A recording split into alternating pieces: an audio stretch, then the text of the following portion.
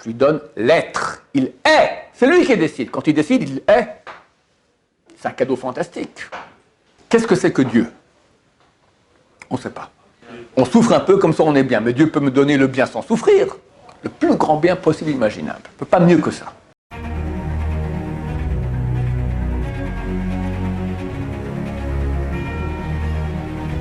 Ce jour dédié pour l'élévation de l'âme de Shlomo ben Regina, de mémoire bénie. Question de Élie. Pourquoi Hachem il a créé le monde? Et pourquoi on est là? Pourquoi on doit faire la Torah et le Mitzvot comme il nous l'a ordonné? Mais dans quel but?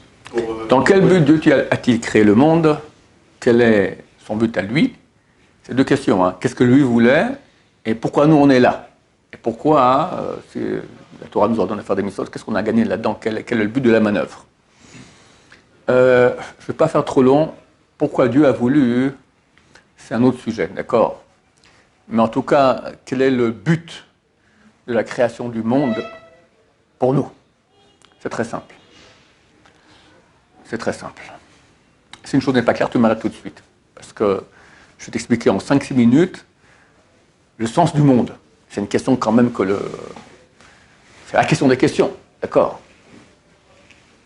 Le monde tourne en rond depuis des années. Ceux qui réfléchissent, il y en a qui pensent qu'à leur bide est un peu moins, un peu plus bas, d'accord? Il y en a qui réfléchissent, mais ceux qui réfléchissent, ils n'ont pas la solution à la question. Pourtant, elle est extrêmement simple. Dieu est parfait. Et c'est inconcevable que Dieu soit mauvais, parce que ce ne serait pas parfait. Donc Dieu est parfaitement bon.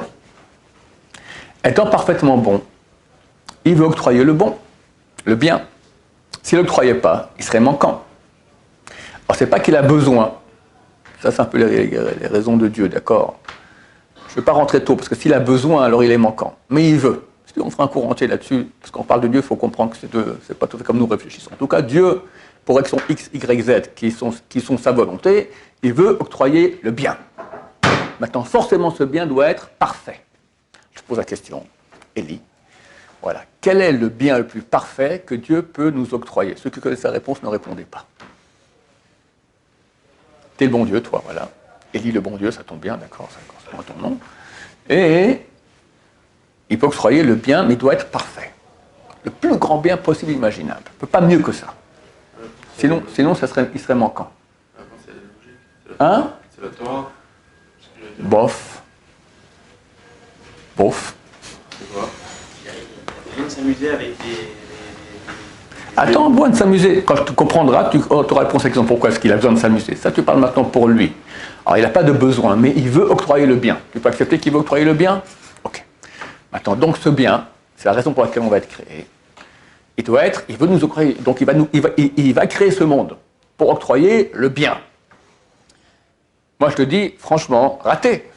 Si c'est ça le bien, alors les chimiothérapies, les divorces, dès que tu nais déjà, tu te mets à pleurer, et après 6 mois, tu fais les dents, puis après l'école, maman a mis 12 ans d'études pour le bac, maudit, d'accord, puis après, même pas, tu peux faire il y en a qui font 1 an autour du monde, déjà tu as un trou de 1 an dans le CV, ils vont aller à Shiva, tu as un trou dans le CV, après, esclave de la boîte pour le chiffre d'affaires, jusqu'à 65 ans, je ne sais pas c'est quand la retraite, d'accord, après tu crèves. Si tu tiens le coup jusqu'à 65 ans, d'accord, et les problèmes de Shombait, et l'éducation des enfants, c'est un raté total ce monde, c'est ça. Tu aurais dû me créer un paradis génial avec tout ce qu'on... rien que même avant qu'on se mette à penser qu'est-ce qu'on veut, on a déjà un bonheur total.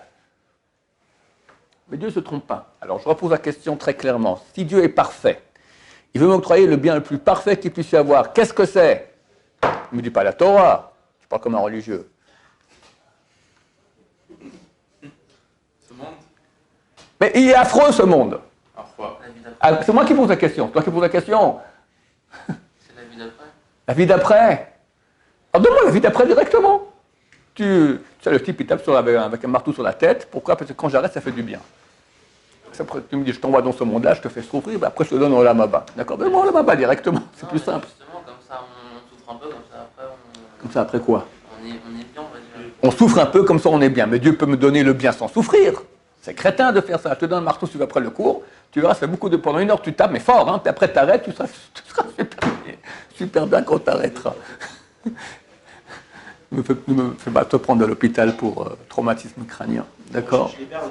Hein? On cherche les perles. Et il fait quoi des autres? C'est pas parfait, c'est très méchant ça. Dieu, s'il est parfait, il nous donne, il nous donne. Bon, vu que la réponse se fait tarder, je vous donne la réponse. C'est pas la Torah, c'est bien plus haut que cela.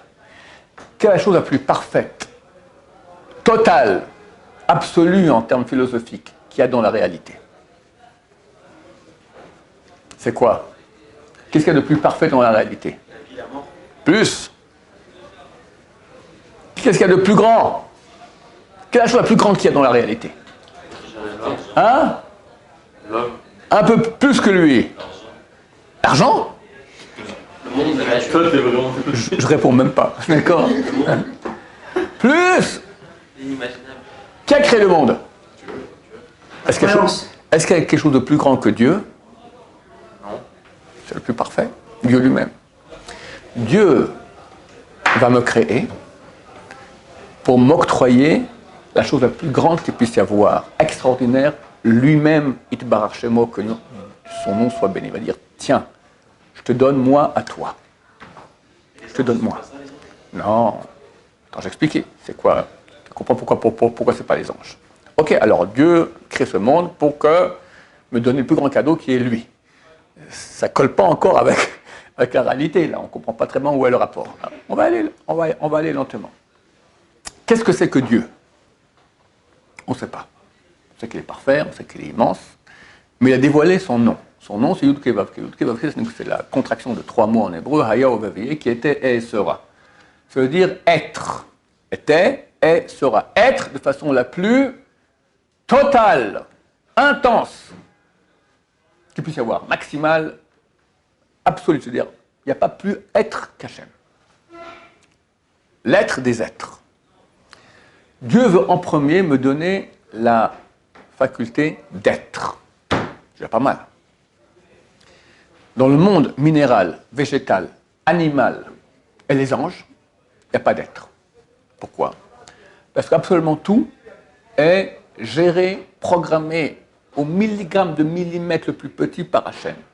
Personne, rien, dans toute la réalité ne peut faire quoi que ce soit si ce n'est pas décidé par Hachem. Donc cette réalité, elle n'est pas. Comme maintenant, je prends un robot, je programme. Il est super actif. Il fait du ski dans la neige vierge de l'Everest, il te fait du ski nautique dans la cordillère, la barrière de coraux d'Australie, il s'éclate de tous les... Il fait du parapente, je sais pas moi, il s'éclate. Est-ce qu'il est? Il n'a rien. Si j'appuie sur le bouton off, tout ce qu'il fait, c'est moi qui ai décidé. Donc il n'est rien, c'est une machine. Le monde minéral. Un granit s'est dit, j'aimerais bien être un diamant. Tu peux faire quelque chose. Granit, tu es. Granit, tu resteras. Bon, j'aimerais au moins pouvoir bouger le coude. Tu ne bouges pas. Une rose voulait être une rose. Une rose voulait rester longtemps. Les roses, elles fanent assez rapidement. Elles fanent. L'animal, est-ce que l'animal, il veut quelque chose? Il a un instinct qui est très simple. Une échelle, qui est l'échelle de beaucoup d'êtres humains aujourd'hui qui vivent comme les animaux. Recherche de plaisir maximal, fuite de souffrance maximale. C'est ça exactement. C'est le seul moment où tu le verras, il va hésiter, c'est voir par où il aura plus de souffrance. Maintenant, tu as un morceau de viande appétissant et un gourdin. D'accord? Alors, si c'est un petit chien gâté qui sort du coiffeur, et il voit le gourdin, déjà il tombe dans les pommes. Et tous les jours, il a un déjeuner pareil. Donc, il s'en fout ton morceau de viande. Si tu prends un bulldog du Bronx, d'accord, que lui reçoit des coups toute la journée, puis un morceau comme ça de sa vie, il n'a pas vu, il est prêt à recevoir les coups et prendre le morceau de viande. Tout, il va calculer rapidement. Souffrance et jouissance. Mais choisir, il ne choisit rien. Hachem a créé un être humain. Le seul qui choisit avant, c'est Dieu. Il choisit comme il veut. Et Dieu va dire, je vais créer un autre comme moi, que lui aussi va choisir. Les anges ont dit, mais ça ne va pas. Un autre comme toi. Mais les gens vont se tromper, ils vont croire qu'il y a plusieurs dieux. D'ailleurs, au bout d'un moment, c'est marqué que Dieu a chassé le premier homme du paradis pour pas que la réalité croie qu'il y a plusieurs dieux. Dieu et l'homme. Et lui pourra choisir, indépendamment d'Hachem. C'est une révolte totale. Le roi du monde décide, je crée maintenant un être qui peut aller contre moi. Il est libre de choisir. C'est terrible. Qu'est-ce qu'il a gagné Dieu en faisant ça? Je lui donne l'être. Il est. C'est lui qui décide. Quand il décide, il est. C'est un cadeau fantastique. Maintenant, c'est un petit cadeau encore. Et où le grand cadeau? Qui va lui donner la possibilité. Comment il va faire? Il va créer chez lui, pas une programmation comme il y a dans le monde minéral, végétal, animal et angélique. Il va lui créer 2 programmations. Il va lui donner 3 parties d'âme. Le nefesh, c'est le corps, avec ses instincts. Programmation animale. Complètement animale. Comme l'animal, comme j'ai dit, il recherche de ce monde, point barre, et la fuite des souffrances. Il y a aussi une programmation divine, neshama. La soif de vérité, la soif de sens, le désir de se réaliser réellement, le vrai but de la vie, une sensibilité à cela. L'animal, nefesh, il s'en fout complètement de cela, laisse-moi m'éclater tranquille. Il lui donne aussi cette partie neshama. Tout ça, c'est pas nous, ça nous est donné. Nous, c'est la partie intermédiaire qui s'appelle le ruach. Ruach signifie un souffle, et ça bouge. Ça aussi, ça bouge. J'ai pas envie d'aller prier ce matin comme il faut bien, mais ok, un appétit du lit extraordinaire, il reste encore un peu. Ça bouge. Je peux maintenant magouiller un peu, je gagne 10 000 euros. Où j'ai la vérité, c'est perdu. D'accord? Nefesh, neshama, vérité, mensonge. Si, donc par le fait qu'il y a 2 programmations, nous on est au milieu, on peut déjà choisir, donc on est. Attends, si on choisit ce qui est faux, ça veut dire la partie animale, alors on est un animal. Pire qu'un animal, parce qu'un humain qui choisit un programme animal, c'est pire qu'un animal, est à rater. Le grand cadeau que Dieu a voulu nous donner, c'est que tu vas choisir maintenant la partie divine, la neshama, et tu vas faire des mitzvot. Mitzvah, qu'est-ce que c'est? Mitzvah, c'est 4 lettres. Mem, tzadik, vav, he. Les 2 dernières lettres sont les 2 dernières du nom de Dieu, Yud Ke Vav Ke. Les 2 premières, même tzadik, sont en atbash. Atbash, c'est un alphabet qu'utilise la mystique juive. Le aleph correspond à taf. Première lettre correspond à la dernière. Bet, deuxième, à shin, avant-dernière. Gimel, resh, dalet, kouf, etc. Les lettres même tzadik correspondent en atbash à yud et puis he. Mitzvah est égal yud et puis he et puis vav et puis he. Tu crées une réalité divine en toi. Quand je fais une mitzvah, je m'unis à Dieu et je reçois en moi, ça devient moi, des parties divines. Au point tel que la Gemara dans le traité Bava Batra, page 75b, dit a dit Rabbi Yochanan à la fin des temps, les tzadikim seront appelés au nom de Dieu. Et Eli, c'est avec un Ain normalement. Ah, c'est Eliaou, d'accord? Je t'appelle maintenant Elohim.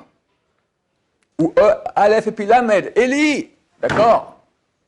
Quoi, un être humain appelé Dieu? C'est super osé, il y a un qui a fait ça il y a 2000 ans, il a mal fini, sur une croix, d'accord? Il y en a qui m'ont écrit, des chrétiens. Bah alors, donc c'est possible. À la fin des temps, Habibi, à la fin, quand on verra tout, qui a raison, qui a tort, alors la vraie lumière des tzadikim va resplendir. Un tzadik, plus il prend maintenant, il a fait des mitzvot, il reçoit en lui des parties divines, il devient Dieu. Il devient Yud Ke Vav Ke. Et il s'unit avec Dieu. Il est aimé de Dieu. Il y avait un pouvoir de parole, un tzaddik qui fait une xéra, un décret, Dieu écoute, exécute. C'est ça le grand cadeau que Dieu a voulu nous donner. Devenir des dieux.